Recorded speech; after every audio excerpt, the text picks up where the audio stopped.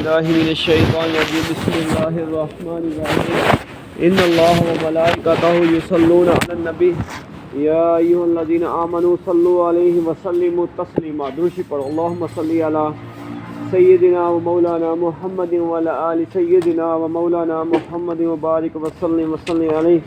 الصلاۃ والسلام علیک یا سیدی یا رسول اللہ وعلی آلک و اصحابک یا سیدی یا حبیب اللہ. الصلاۃ والسلام علیک یا سیدی یا رحمۃ للعالمین وعلی آلک و اصحابک یا سیدی یا خاتم النبیین. قال اللہ تبارک و تعالی فی قرآن المجید فاذکرونی اذکرکم. اللہ تبارک و تعالی قرآن مجید فرقان حمید میں ارشاد فرماتا ہے تم مجھے یاد کرو میں تمہیں یاد کروں گا. اللہ تعالیٰ نے ایک مقام پر ارشاد فرمایا والا ذکر اللہ اکبر، اور بے شک ذکر خدا بہت بڑا ہے. اللہ کا ذکر سب سے بڑا ہے. اللہ تعالیٰ فرماتا ہے فَإِذَا قَضَيْتُمُ الصَّلَاةَ فَاذْكُرُوا اللَّهَ قِيَامًا وَقُعُودًا وَعَلَى جُنُوبِكُمْ. پس جب تم نماز پوری کر لو تو اللہ تعالیٰ کو قیام، قعود، پہلو پر لیٹے ہوئے یاد کرو. قرآن پاک کی آیات سے ثابت ہوتا ہے کہ ذکر خدا ہی جو ہے وہ سب سے بڑا ذکر ہے، کیونکہ اللہ تعالیٰ فرماتا ہے کہ جب تم نماز سے فارغ ہو جاؤ تو تب بیٹھے کھڑے لیٹے ہر حال میں اللہ کا ذکر کرو. اور اللہ تعالیٰ فرماتا ہے کہ تم مجھے یاد کرو میں تمہیں یاد کروں گا. حضور سید عالم صلی اللہ تعالیٰ علیہ وآلہ وسلم نے ارشاد فرمایا انسان کے لیے ذکر خدا سے بڑھ کر کوئی عمل ایسا نہیں ہے جو عذاب الہی سے جلد نجات دلانے والا ہو. عرض کی گئی کہ جہاد فی سبیل اللہ بھی نہیں. آپ صلی اللہ علیہ وآلہ وسلم نے فرمایا جہاد فی سبیل اللہ بھی نہیں مگر یہ کہ تو اپنی تلوار سے جہاد کرے اور وہ ٹوٹ جائے. اس حدیث پاک میں یہ بیان کیا گیا ہے کہ جہاد فی سبیل اللہ جو ہے اس سے بھی بڑھ کر ذکر خدا ہے، یہاں تک کہ اس کی تلوار جو ہے وہ جہاد کرتے کرتے ٹوٹ جائے. نبی کریم صلی اللہ تعالیٰ علیہ وآلہ وسلم نے ارشاد فرمایا کہ جو شخص جنت کے باغوں سے سیر کرنا چاہتا ہو وہ اللہ کو بہت یاد کرے. سبحان اللہ.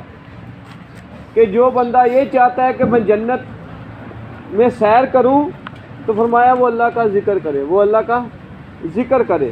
حضور نبی کریم صلی اللہ تعالیٰ علیہ وآلہ وسلم سے پوچھا گیا کون سا عمل افضل ہے. آپ صلی اللہ علیہ وآلہ وسلم نے فرمایا جب تو مرے تو تیری زبان ذکر خدا سے شیریں ہو، یعنی کہ تیرا ہر وقت اٹھنا بیٹھنا بچھونا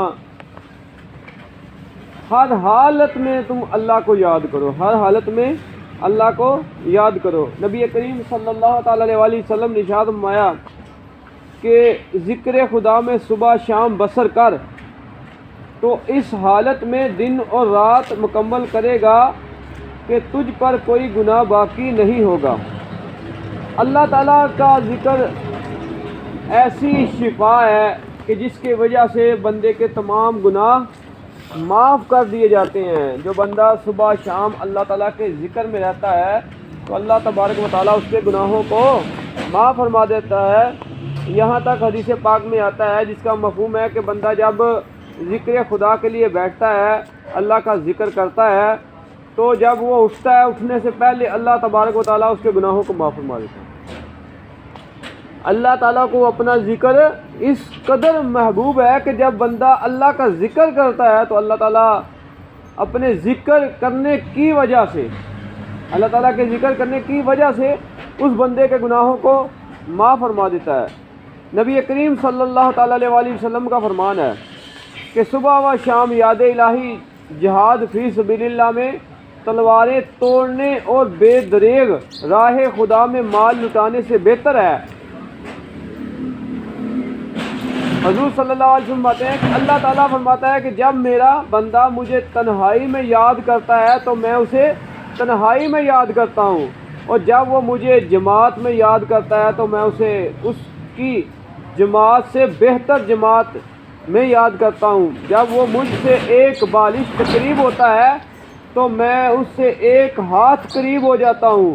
جب وہ ایک ہاتھ میرے قریب ہوتا ہے تو میں دونوں ہاتھوں کی وسعت کے برابر اس کے قریب ہو جاتا ہوں، اور جب وہ میری طرف چل پڑتا ہے تو میری رحمت بڑھ کر اسے سایہ عافیت میں لے لیتی ہے، یعنی میں اس کی دعاؤں کو بہت جلد قبول فرما لیتا ہوں۔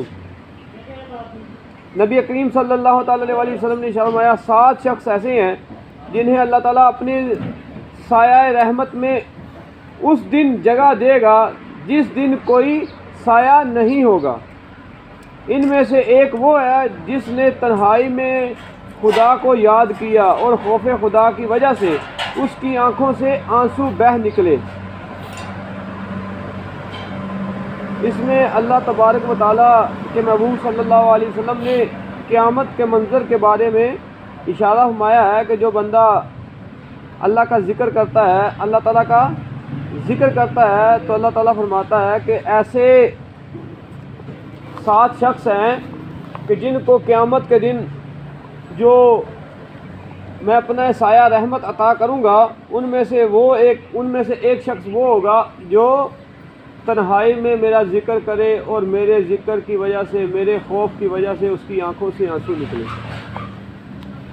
آنکھوں سے آنسو نکلیں۔ وہ اپنے اعمال کا محاسبہ کرتے ہوئے، اپنے جو زندگی گزاری ہے اس کا محاسبہ کرتے ہوئے، اپنے گناہوں کو یاد کر کے اللہ کا ذکر کرتے کرتے اللہ تعالیٰ کا خوف اس کے دل میں آ جائے اور اس کی آنکھوں سے آنسو نکل جائیں، تو اللہ تبارک و تعالیٰ قیامت کے دن اس کو اپنے سایہ رحمت میں جگہ عطا فرمائے گا۔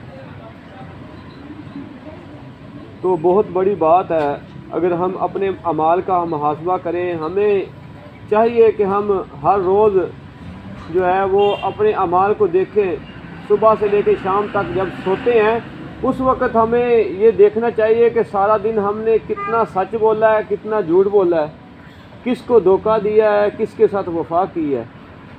تو یہ جب بندہ ان چیزوں کا محاسبہ کرتا ہے نا رات کو بیٹھ کے، پھر اس کو پتہ چلتا ہے میں نے اچھے عمل کتنے کیے ہیں اور برے عمل کتنے کیے ہیں۔ تو ہمیں اس چیز کو سوچنا چاہیے اور دیکھنا چاہیے۔ آخر ہم نے اس دنیا سے جانا ہے، تو اللہ تبارک و تعالیٰ کا جب بندہ ذکر کرتا ہے تو اللہ تعالیٰ ذکر کے ذریعے سے گناہوں کو معاف فرما دیتا ہے، کیونکہ جب ذکر کرتا ہے اللہ کا تو اللہ تعالیٰ ذکر کے ذریعے سے اس کے دل کو نرم کرتا ہے، پھر وہ برائیوں سے دور بھاگتا ہے اور نیکی کے کاموں میں بڑھ چڑھ کر حصہ لیتا ہے۔ نبی کریم صلی اللہ تعالیٰ علیہ وسلم کا فرمان ہے کہ جب کچھ لوگ محض رضائے الہی کے لیے ذکر خدا کے لیے جمع ہوتے ہیں تو آسمان سے منادی ندا کرتا ہے کہ کھڑے ہو جاؤ، تمہارے گناہوں کو معاف کر دیا گیا ہے اور تمہارے گناہوں کو نیکیوں سے بدل دیا گیا ہے۔ نبی کریم صلی اللہ علیہ وسلم نے فرمایا کہ کوئی قوم ایسی نہیں جو کہیں بیٹھے اور اللہ تعالیٰ کا ذکر نہ کرے اور نبی کریم صلی اللہ علیہ وسلم پر درود نہ بھیجے اور قیامت کے دن وہ حسرت سے دو چار نہ ہو۔ جہاں بھی بیٹھیں، جہاں بھی دوستوں کی مجلس ہو، گھر میں ہو، جب بھی بیٹھیں وہاں پر اللہ تعالیٰ کا ذکر ضرور کریں، نبی کریم صلی اللہ علیہ وسلم پر درود پاک ضرور پڑھیں۔